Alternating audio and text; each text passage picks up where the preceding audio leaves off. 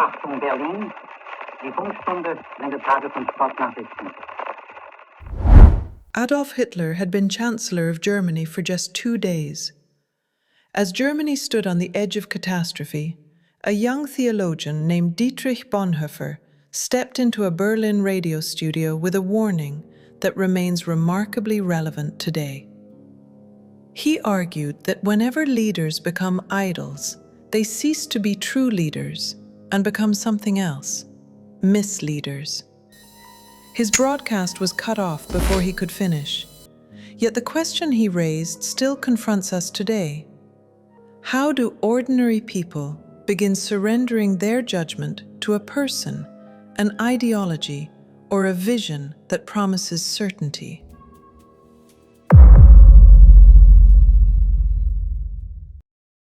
Germany was in crisis.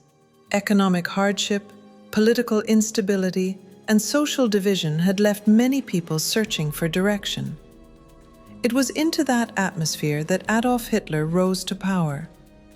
To many Germans, he appeared not simply as a politician, but as someone who could restore dignity, unity, and purpose.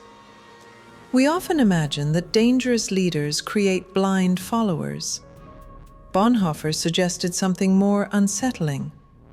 Blind followers also help create dangerous leaders. Authority is shaped not only by those who lead, but also by those who surrender their own judgment. One sentence from Bonhoeffer's radio address captures his understanding of leadership. The true leader must always be capable of disappointing. If a leader can never disappoint us, we have already begun expecting from a human being or an ideology what no one and nothing in this world can provide.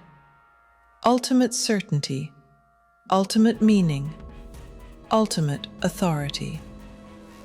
For Bonhoeffer, every human authority is limited.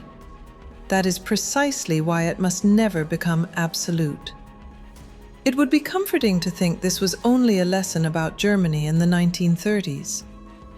Bonhoeffer believed it revealed something enduring about human nature. Periods of uncertainty create a longing for certainty. The temptation is not merely to follow, it is to hand over the difficult work of judgment itself. That can happen through a political leader, a movement, an ideology, a utopian vision, or even an environment where affirmation is rewarded while doubt quietly disappears. The names change, the pattern remains. For Bonhoeffer, this was never merely a political problem, it was a spiritual one. Every human being places something in the highest place. The real question is what occupies that place. Years later, philosophers Max Horkheimer and Theodor Adorno argued that modern society had not eliminated humanity's search for ultimate meaning. It had merely displaced it. Bonhoeffer reached a similar insight from an entirely different direction. His resistance did not begin with politics. It began with the conviction that no earthly authority could occupy the place that belongs to God alone. That conviction gave him the freedom to resist when so many others conformed. Dietrich Bonhoeffer would later become one of the best-known Christian opponents of the Nazi regime. But long before his imprisonment and execution, he had already identified a danger that reaches far beyond one historical moment.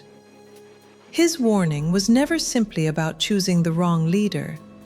It was about surrendering to anything that claims an authority no human being, no movement, and no ideology can rightfully possess. For Bonhoeffer, that place belonged to God alone.